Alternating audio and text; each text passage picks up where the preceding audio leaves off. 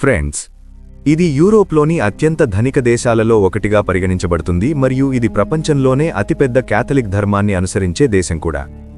Friends, ఈరోజు మనం ప్రపంచంలోనే అత్యంత అందమైన దేశం అయిన ఇటలీ గురించి తెలుసుకుందాం.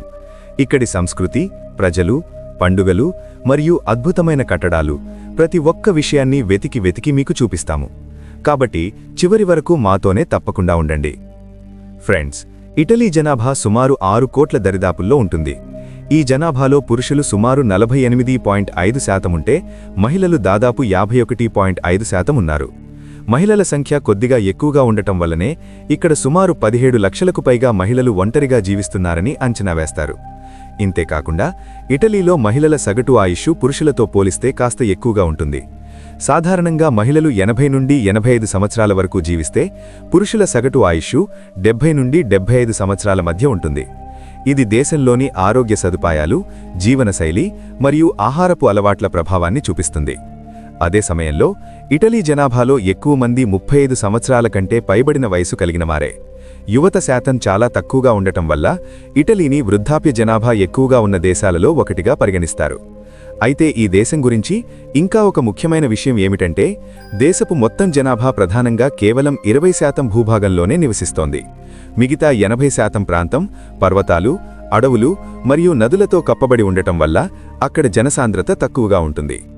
ఇటలీ వైశాల్యం సుమారు 3,13,400 చదరపు కిలోమీటర్లు ఉంటుంది. ఇది వైశాల్యం పరంగా ప్రపంచంలో 72వ అతిపెద్ద దేశం. దీని వాయువ్యం వైపున ఫ్రాన్స్ దేశం, ఉత్తరం వైపున స్విట్జర్లాండ్ ఉంటాయి. ఇక ఈశాన్యం వైపు ఆస్ట్రియా మరియు తూర్పు వైపు స్లోవేనియా దేశాలతో ఈ దేశం బార్డర్ షేర్ చేసుకుంటుంది. ఇది కాకుండా దీని ఒక భాగం మధ్యధరా సముద్రంతో కలిసి ఉంది.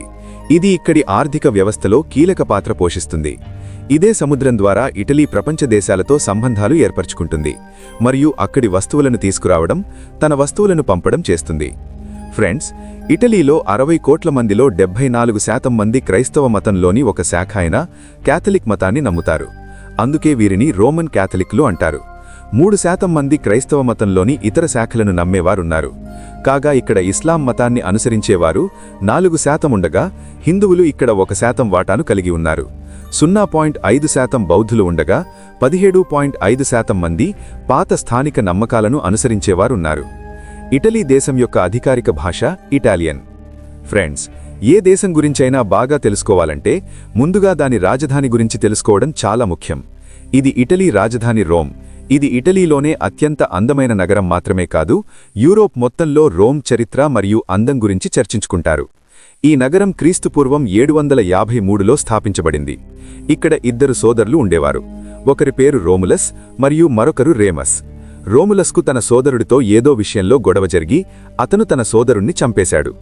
ఆ తర్వాత రోములస్ రోమ్ అనే ఈ ప్రదేశానికి చేరుకున్నాడు. అతను నెమ్మదిగా దీనిని ఒక పట్టణంగా మార్చాడు, ఆ తర్వాత ఒక తెగగా.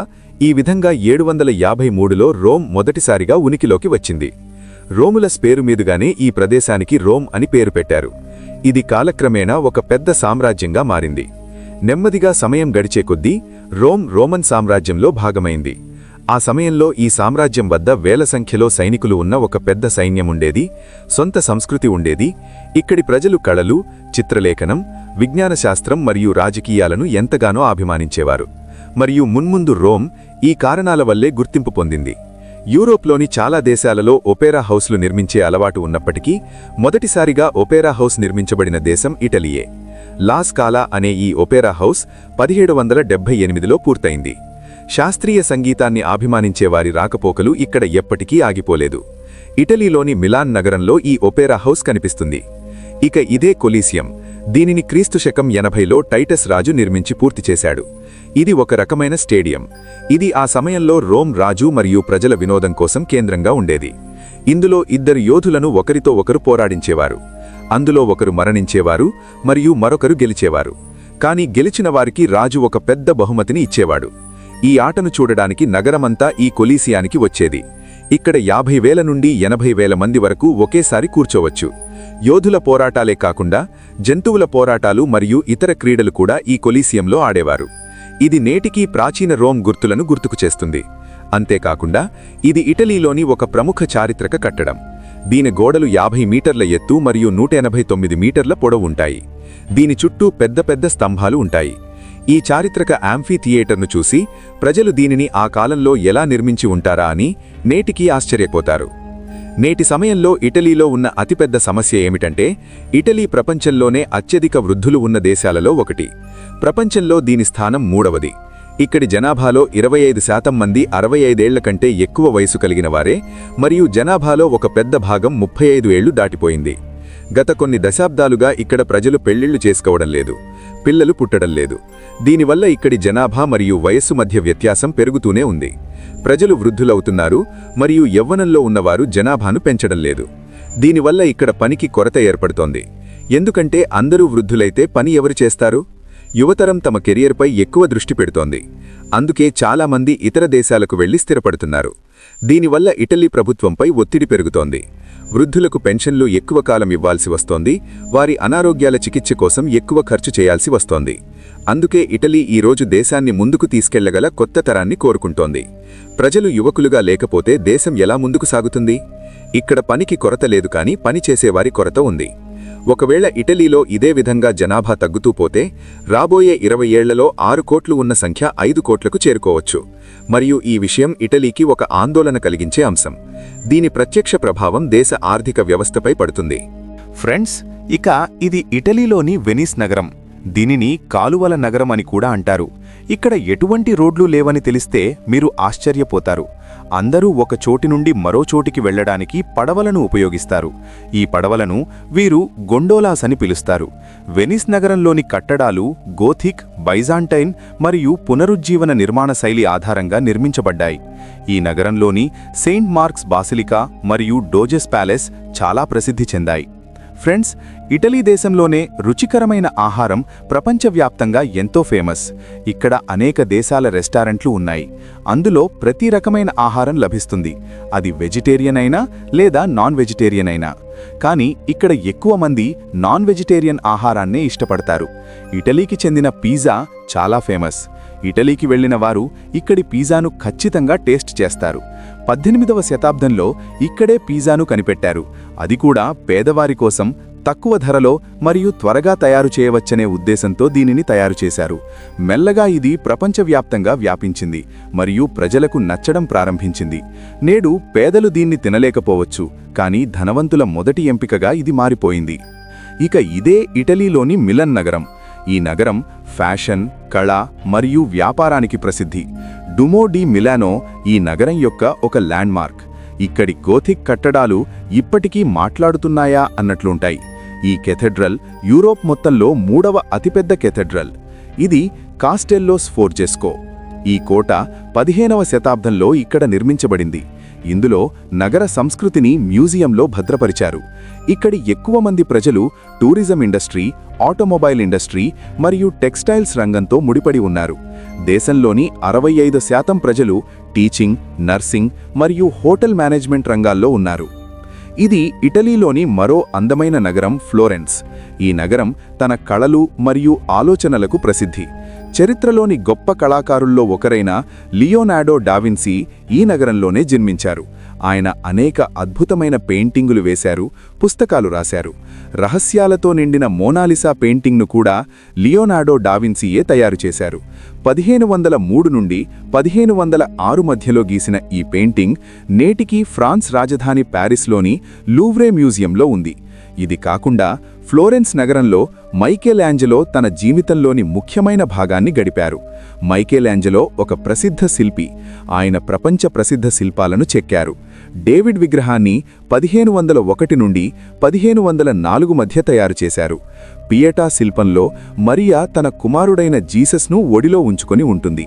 ఇవే కాకుండా గొప్ప కవి డాంటే కూడా ఫ్లోరెన్స్లోనే జన్మించారు. నోబెల్ ప్రైజ్ గెలవడంలో కూడా ఇక్కడి ప్రజలు చాలా ముందున్నారు. ఇటలీ ఇప్పటివరకు 14 సార్లు నోబెల్ ప్రైజ్ను తన పేరున చేసుకుంది. 1901లో మొదటిసారిగా ఇటలీకి చెందిన గుగ్లియెల్మో మార్కోని ఫిజిక్స్ రంగంలో ఈ అవార్డును గెలుచుకున్నారు. మరియు 14వ పురస్కారాన్ని టోనీ మోరిసన్ కూడా సాహిత్యం రంగంలో 2007లో అందుకున్నారు. ఇక్కడి పండితులు కెమిస్ట్రీ, ఫిజిక్స్, సాహిత్యం మరియు మెడిసిన్ వంటి దాదాపు ప్రతి రంగంలో నోబెల్ ప్రైజ్ సాధించారు. 1472లో ఆధునిక బ్యాంకింగ్ను ప్రారంభించిన మొదటి దేశం ఇటలీయే. మాంటే డి పాచి ది సియానా అనే పేరున్న బ్యాంక్ సుమారు 600 సంవత్సరాల క్రితం ఇటలీలో ఆధునిక రూపంలో ప్రారంభమైంది మరియు అప్పటి నుండి ప్రపంచవ్యాప్తంగా బ్యాంకులు తెరవడం మొదలైంది. ఇటలీ ప్రపంచంలో అత్యంత బలమైన ఆర్థిక వ్యవస్థలు కలిగిన దేశాలుగా పరిగణించబడుతుంది. ఇది పర్యాటకం ద్వారా అత్యధిక ఆదాయాన్ని పొందుతుంది. దేశ ఆర్థిక వ్యవస్థలో కేవలం 15% వాటా కేవలం పర్యాటకానిదే. ఇది కాకుండా ప్రపంచంలోనే అత్యంత ఖరీదైన ఫ్యాషన్ బ్రాండ్లైన గూచీ, ప్రాడా, వెర్సాచే వంటివి వేరే ఏ దేశానివి కావు. ఇవి ఇటలీకి చెందినవే. అంతేకాకుండా కోట్ల రూపాయలు ధర పలికే ఫెర్రారీ, ల్యాంబోర్గినీ వంటి కార్లు ఇటలీ నుండే వస్తాయి. దీనివల్ల ప్రతి సంవత్సరం ఈ దేశానికి భారీ లాభాలు వస్తాయి. ఇక్కడి కరెన్సీ యూరో. ఇది భారతదేశపు సుమారు 92 రూపాయలతో సమానం. యూరో వాడకం ఇక్కడ 2002 నుండి మొదలైంది. అంతకుముందు ఇటలీ ప్రజలు లీరా అనే కరెన్సీని ఉపయోగించేవారు. ఇటలీలో వేల సంఖ్యలో ఫౌంటైన్లు కనిపిస్తాయి. కానీ ఇక్కడి అత్యంత ప్రసిద్ధ ఫౌంటైన్ ట్రెవ్వి ఫౌంటైన్. దీనినిప్పుడు మీరు చూస్తున్నారు. ఇక్కడికి వేలాది మంది వస్తారు. ఈ ఫౌంటైన్లో ఉన్న విగ్రహాలు, నీటి చిమ్మే యంత్రాలు మరియు కట్టడాలు చారిత్రాత్మక కథలు మరియు గాథలతో ముడిపడి ఉన్నాయి. ఈ ఫౌంటైన్లో ప్రతి సంవత్సరం 13,11 లక్షల కంటే ఎక్కువ నాణేలు విసరబడతాయని తెలిస్తే మీరు ఆశ్చర్యపోతారు. ప్రజలు ఇక్కడికి వచ్చి నాణేలు విసురుతారు. ప్రతిరోజు ట్రెవ్వి ఫౌంటైన్లో పర్యాటకులు సుమారు 3,59,000 రూపాయల విలువైన నాణేలను విసురుతారు. దీని వెనక ఉన్న కారణమేమిటంటే నాణెం విసరడం వల్ల వారు తమ జీవితంలో మళ్లీ రోమ్కు వస్తారని నమ్ముతారు. మీకు అగ్నిపర్వతాలు చూడడం ఇష్టమైతే ఇది ఇటలీలోని మౌంట్ ఎట్నా. అగ్నిపర్వతం నిరంతరం మండుతూనే ఉంటుంది మరియు ఇది ప్రపంచంలోనే అతిపెద్ద యాక్టివ్ అగ్నిపర్వతం. ఇది లీనింగ్ టవర్ ఆఫ్ పీసా. ఇది ఇక్కడి పీసా నగరంలో ఉంది. ఈ గోపురం వంగి ఉండడం వల్లే ప్రపంచవ్యాప్తంగా ప్రజలు దీనిని చూడడానికి వస్తారు. దీనిని 1173లో నిర్మించడం ప్రారంభించారు. ఇది 200 సంవత్సరాల తరువాత పూర్తయింది. ఈ లీనింగ్ టవర్ 56 మీటర్ల ఎత్తు ఉంటుంది. ఈ గోపురం నిర్మించినప్పటి నుండి నిరంతరం వంగుతూనే ఉంది. కానీ ఇది నేటికీ అదే అందంతో నిలిచి ఉంది. పీసా యూనివర్సిటీ మరియు అనేక చర్చిలు కూడా ఇక్కడ ఉన్నాయి. వీటిని యునెస్కో వరల్డ్ హెరిటేజ్ సైట్స్ జాబితాలో చేర్చింది. సో ఫ్రెండ్స్, ఇటలీ గురించి ఈ అద్భుతమైన సమాచారం మీకు ఎలా అనిపించిందో తప్పకుండా కమెంట్స్ ద్వారా తెలపండి. అలాగే వీడియోలు లైక్ చేసి ఛానల్ని సబ్స్క్రైబ్ చేసుకోవడం మర్చిపోవద్దు.